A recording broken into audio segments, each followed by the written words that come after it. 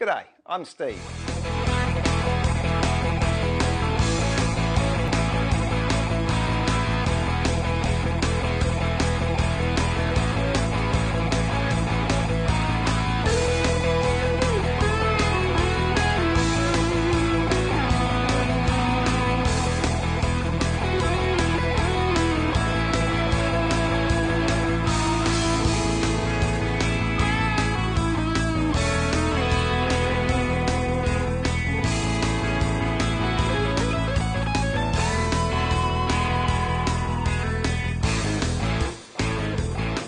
G'day, Steve back again from Woodworking Masterclass with part 2 of the chopping board.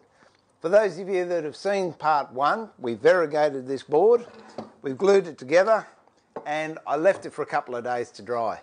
Now just a thing to think about when you are gluing it up, make sure you're working with a food safe glue. Now most glues are inert once they're dried, but just check on the label. If you've got any concerns, ring up the manufacturer. I actually used Aquadhere external glue on here, which according to their website and specifications, it's classified as non-toxic. Okay, so we'll take the clamps off, put those to one side, and there we have quite an attractive looking chopping board. And if you notice along here, there's a little bit of height differentiation between the two colours. And the reason for that is because the strips of timber I used were of different widths. I think it was a couple of mil in it. But it didn't really matter because I knew I was going to plane this at the end. Now, if you've got a thicknesser, by all means put it through a thicknesser. But if you want this to be a hand project where you can learn to develop your hand tool skills, or you might not have a thicknesser and only have a plane, I'll show you how you can plane it nice and flat. Those of you that have seen a lot of my videos and my shows know that I've got quite a nice selection of planes. However, for this one, I just want to show you how easy it is to plane, and you don't need expensive, exotic planes or a range of planes like I have. So, if you've only got a number 4 Stanley, I will use the most popular and the most common one, and that is Stanley number 4. This one's got a plastic handle, so really collectors aren't all that interested in picking them up, and you can generally pick them up for under $30 plus postage and handling off any of the auction sites. Now I've got 3 planes here, and the reason for that is I'm going to show you 3 different plane blades. You can just use one plane and change the blades. I wouldn't recommend that you shape the blade every time you want to use a different blade though. The 3 different blades I'm going to use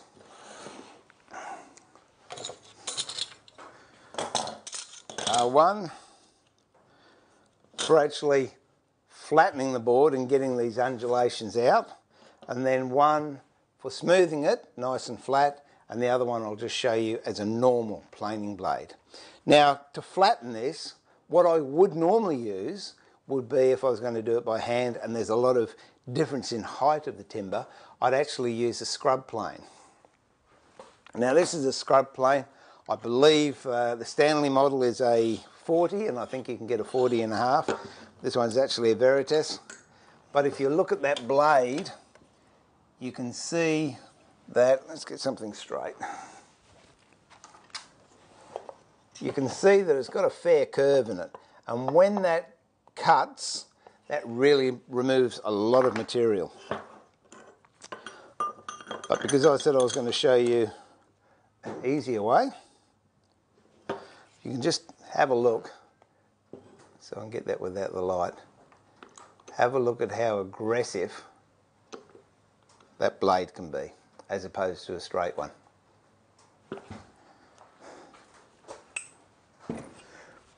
But if you don't want to go to the expense of buying a scrub plane, what you can do is pick one of these number 4s up that you can pick up, as I said, most auction sites, garage sales, auctions.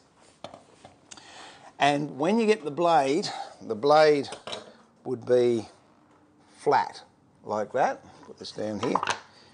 So that's nice and flat to the timber. What I do is grind it just on an ordinary grinding wheel, and if you can see that, it's got quite a curve in it. Now that isn't as severe as a scrub plane, but believe me, it'll hog out a lot of material. So what I call that is a hogging blade.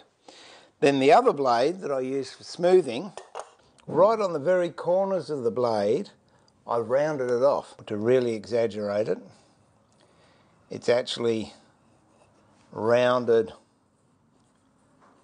on the corners, but this part of the blade remains dead flat.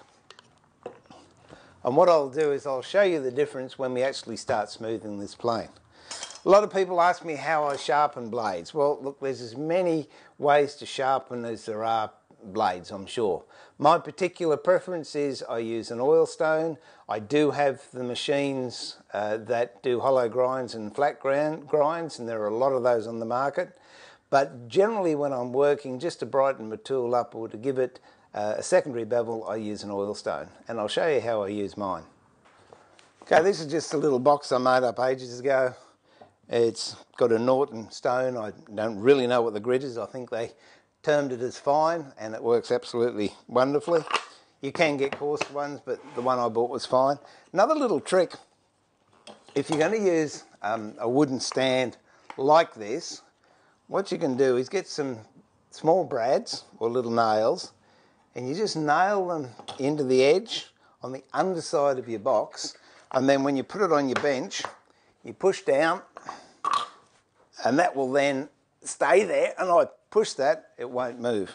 So what you do is put little nails in there, snip them off with a pair of snips, and it's a nice little bench hold all device if you like.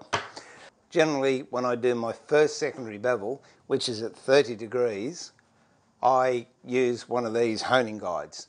There are a lot on the market. This happens to be an Eclipse. I've had it for about 30 years and it works fine. There are others that seem quite complicated, and there are copies of these that, again, I haven't used, but I'm sure they work quite well. Now, how it works is the protrusion of the blade from the mouth of the honing guide will denote what angle you're going to get. Nearly always I have a 30-degree secondary angle. So the first time I put that on, I actually use a honing guide, and after that I just do it by hand, which I can show you later on. But I think it's important the first time to make sure you get it right, and then you just progressively work on that angle. So to get the right angle on the side, it's actually got, if I want a 30-degree angle on this plain blade, I have to have a 38mm protrusion from the mouth. Now, if I was using a chisel, which, actually I'll get a chisel. Here's a chisel.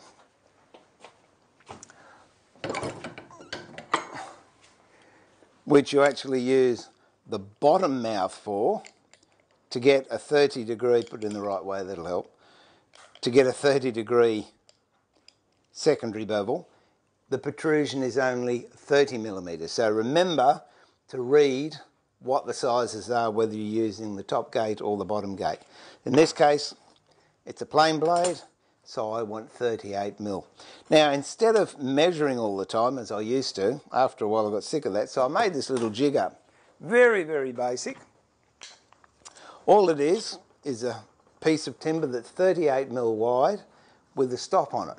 Now, on there, I don't know if you can read, but I've got 30-degree secondary bevel plain, and I actually made this in January the 28th, 1999. So as you can see, they don't wear out. All I have to do now is just nip that blade up a little bit, put the edge of the jig up against the honing guide, and just move it in so the honing guide comes up to the edge. Nip up the side bit. Locking caps make good screwdrivers. And there we go. Now, a little bit of Kero is what I use. You can use light machine oil or whatever, but kerosene seems to work for me. And then I do 3, not a lot of pressure. Not a lot of pressure, just medium pressure. And you should feel a very slight wire on the bottom with your fingers, which I can, all the way across. Then you just take that wire off. Another problem people have with sharpening, I've noticed, is they do this. and the hands are moving. What that does, if you're going freehand, every time you do like that, you tend to be rolling the blade. So if you can get into the habit of bending at the waist, and it's just on the knees, then I do 2, knock off that wire, and then 1. Knock off the wire. That should be nice and smooth under there. I'll just test it on a bit of paper. Pretty sure it's going to be good. There's a bit of paper.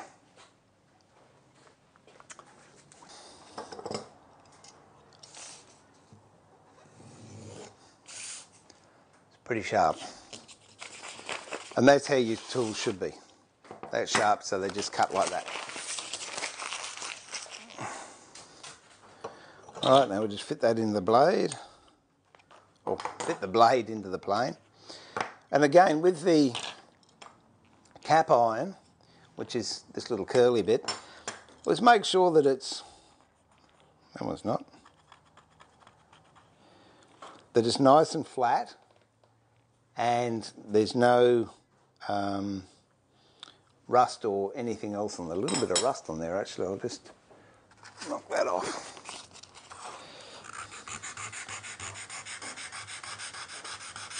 Good doing it live, isn't it? Okay, there we go. Now I have mine protruding about 3/32 of an inch. I'm sorry, I don't know what the metric of that is, but it'd be a tad under 1/2 mil, I would imagine. That's because this is a smoothing plane and I want to take a very small amount off. So I just have the blade protruding a little bit. I doubt if you can even pick that up on camera. And again, is the locking iron to tighten it up. Then you just have a look for yourself, and yep, that looks pretty good. Just drop it into a plane.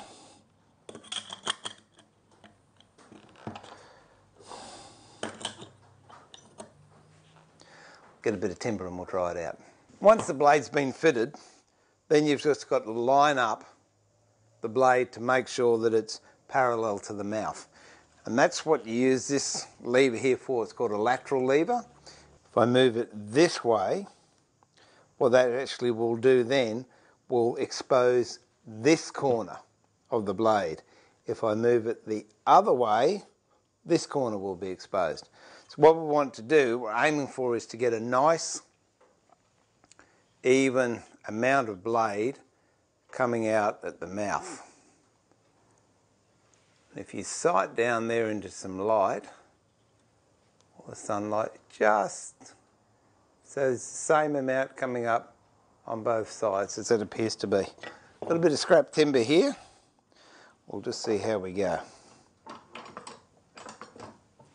Got to follow my own advice and use some water. For those that don't know, if you spray a little bit of water in your vise, it adds as a brilliant way of holding something tight in your vise. It's very cost effective.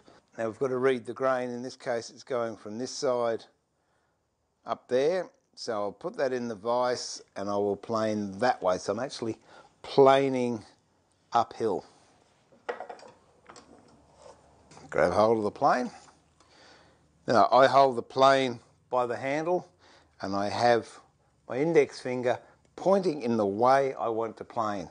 And then, depends, sometimes I'll hold the underneath of the sole, underneath my fingertips, and thumb pressure on the top. Or sometimes I have the knob between two fingers with thumb pressure like that. Really, it's horses for courses. Whatever you're comfortable with is going to work. Before we start, good practice to get into. Even if you're doing a quick, test plane as we're doing, a little bit of candle wax on the sole of the plane really helps the plane to slip. There you go. And you can hear it.